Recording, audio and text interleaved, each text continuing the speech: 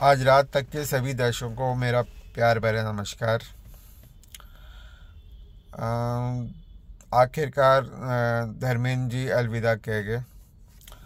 वो media channel जिन्होंने उन्हें पहले ही अलविदा बता दिया था, वो आज खुश होंगे कि चलो उनकी बात देर से ही सही तो साबित हुई। बट ये ठीक नहीं है। जो खबर होनी चाहिए वही दिखाई जानी चाहिए। टीआरपी के चक्कर में खबरें बना देते हैं लोग।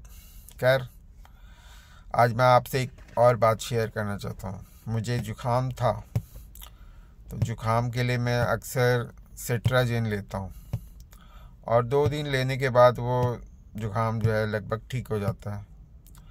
तो उसी सिलसिले में मैंने एक केमिस्ट शॉप से एक सिट्राजिन ली।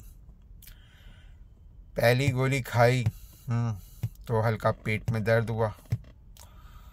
अगले दिन मैंने कहा शायद कुछ मिर्च विर्च का खा लिया होगा या कुछ मसालेदार खा लिया होगा, इसलिए पेट में दर्द हो रहा है। खैर कोई दिक्कत नहीं। दूसरे दिन खाया तो फिर पेट में दर्द। खाने के तुरंत आधे घंटे बाद ही पेट में दर्द शुरू हो जाता था। मैंने कहा दवाई तो यार ये खा रहा हूँ, क्या दिक्कत क्या हो रही है। फिर मैंने थोड़ा गौर से देखा तो वो सिट्राजिन नहीं थी। जल्दबाजी के चक्कर में और बिल भी नहीं लिया, ये मेरी गलती थी कि बिल भी नहीं लिया मैंने। जल्दबाजी के चक्कर में रैपर देख लिया मैंने कि हाँ सिट्राजिन जैसा है तो सिट्राजिन ही होगी, ठीक है, और मैं लेके, बट वो सिट्राजिन नहीं थी, सिट बेसिक थी। सिट बेसिक नाम से वो दवाई थी। मैंने इंटरनेट पे चेक किया, वो थी तो इसी चीज़ों के लिए, खांसी जुखाम और रनिंग नोज के लिए, बट सिट्राजिन नहीं थी। तो मैं कहना ये चाह रहा हूँ कि जो है दवाई को एक तो बिल के साथ खरीदें, दूसरा रैपर देख करके ना सोचें कि हाँ ये वही दवाई है। बाकायदा उसको पढ़ें कि सिट्राजिन ही लिखा है या नहीं लिखा है, और जिस कंपनी का है यानी कि सिप्ला का है तो सिप्ला का ही है या नहीं है। क्योंकि भारत सरकार ने बहुत सी दवाई कंपनियों को लाइसेंस जारी कर दिया, वो उसी के रैपर जैसा, मतलब कमाल है। मतलब रैपर भी वैसा ही, साइज़ भी वही पतला सा। ये होना नहीं चाहिए। अगर आप दूसरी कंपनी दवाई बना रही है तो वैसा ही नहीं बनाना चाहिए, उनको अलग सा बनाना चाहिए।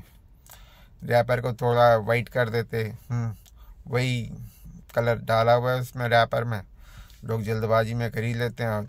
ये तो अच्छा हुआ कि 2 दिन बाद मैंने उस दवाई को बंद कर दिया और अपना दिमाग लगाया, और वो दवाई जो है आखिरकार सिट्राजिन नहीं निकली, बट थी खांसी जुकाम के लिए ही, और फ़ायदा नहीं कर रही थी।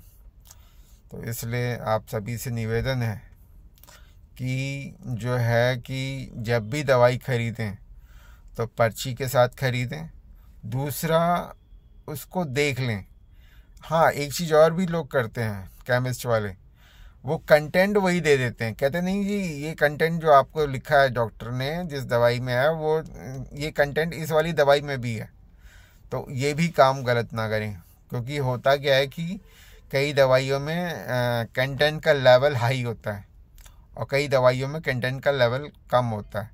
तो हाई वाला हो सकता है आपको नुकसान कर जाए। इसलिए दोबारा से मैं आपको बोल रहा हूँ, आप सभी से निवेदन है और आग्रह है कि जब भी दवाई खरीदें तसल्ली से खरीदें और उसके रैपर को पूरा जांचें कि उसमें वही नाम लिखा है जो डॉक्टर ने लिखा है या नहीं लिखा है, ठीक है। तो उसको दवाई को तभी खरीदें, ठीक है। धन्यवाद, आज के लिए इतना काफ़ी है।